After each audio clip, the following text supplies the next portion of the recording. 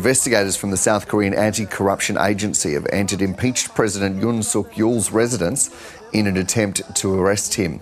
Thousands of Yoon supporters are in a standoff with authorities, and the investigators trying to carry out an arrest warrant over his attempt to impose martial law last month. East Asia correspondent Kathleen Calderwood has been covering this in his live and joins us now. Kathleen, what can you tell us? Well, Dan, the investigators from the South Korean anti-corruption agency have entered the presidential residence, according to local media in South Korea. Now, this, of course, is to execute that warrant for the impeached President Yoon Suk Yeol's detention. Now, this was approved by the Constitutional Court a couple of days ago after the president ignored 3 summonses from that anti-corruption agency to appear for questioning. So the agency has until Monday to execute that warrant. However, there have been supporters of the president's protesting outside the residence the last few days. We saw some clashes with police yesterday, local media saying that some protesters were even carried away forcibly by the police. So obviously the agency doesn't want to waste any time in executing this warrant. In case they aren't successful today, they'll have a couple more days to try and successfully execute that warrant. But also, as we have seen, the South Koreans have this remarkable ability to organise. So if they were to wait until the weekend, they could risk confronting with thousands and thousands of protesters, likely probably on both sides, both in support of the president but also in support of his impeachment and his prosecution. So very interesting to see how things are unfolding. Look, there's been sort of gradual updates throughout the morning, but it has been a little while now since we last heard exactly what's going on, and it seems that it is taking a little bit of time to execute this warrant. Take us through, Kathleen, the lead up to all of this. How do we get to this point? Well, interestingly, it was actually exactly a month ago today when the President Yoon Suk Yeol declared martial law late at night. It was a Tuesday, and really throwing South Korea into chaos. It was a highly unexpected move. There had been no pre-warning about it, although there had been some rumour that the president could take such unusual action for some time.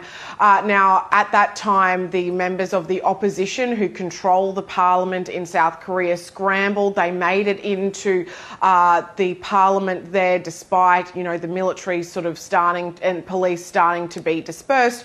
And we also saw, parliamentary aides, things like that, barricading doors in the parliament to stop the military and police from coming in. So that opposition-controlled parliament managed to sit. They blocked that martial law declaration with a vote in the parliament, and the President Yoon, he lifted it in total about 6 hours after he first declared it. But the damage was done.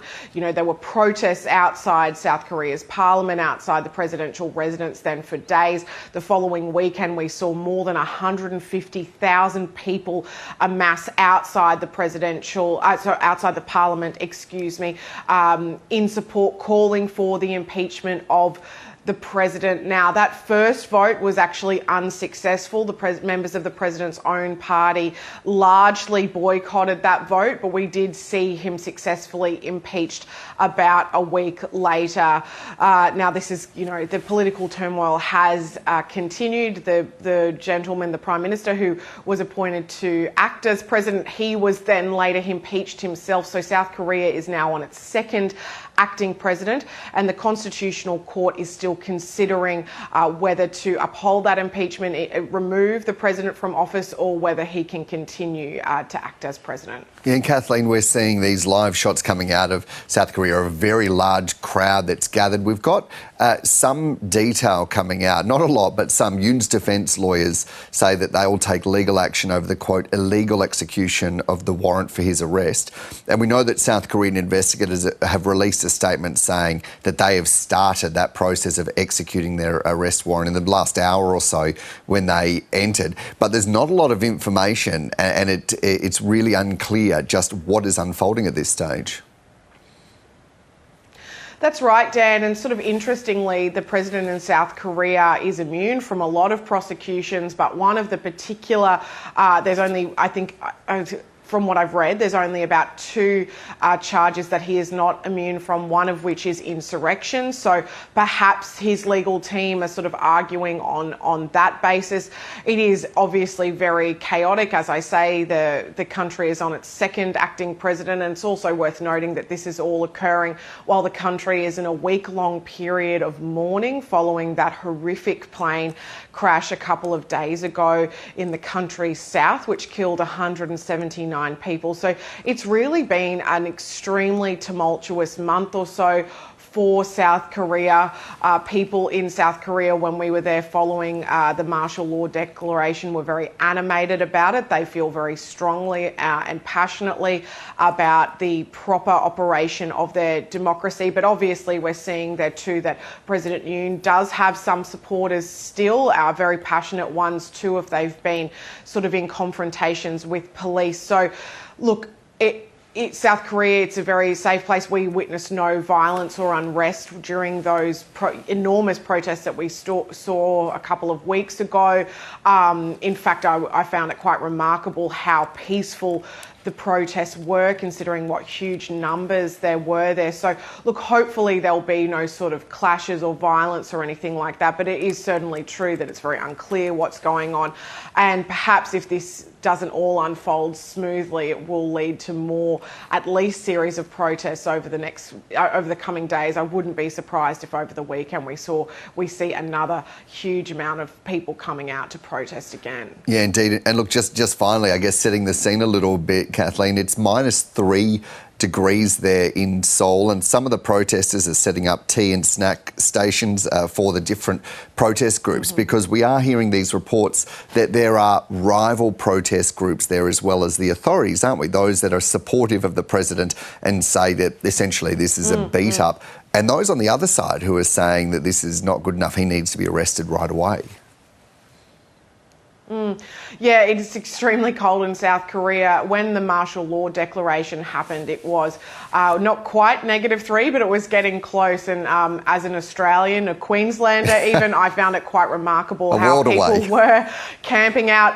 Yes, camping out overnight in extremely cold conditions, but the South Koreans are not put off. Obviously, they're used to this kind of weather for one. But as I said, they feel extremely strongly about their democracy. Obviously, President Yoon does have some very strong, very passionate supporters as well, and obviously they feel that he's been hard done by, that this is an unfair prosecution.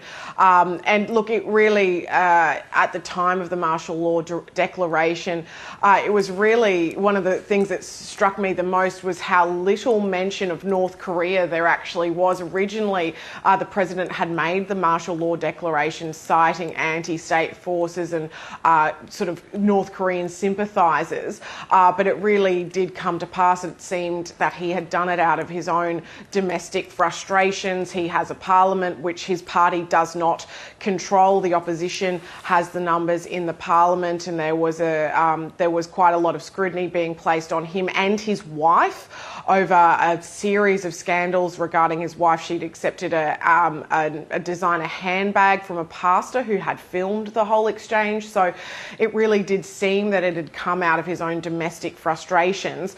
So that obviously galvanised a lot of people. But, you know, it's worth remembering that South Korea, while a very developed modern nation today, it still does exist in this sort of, it is technically still at war with North Korea.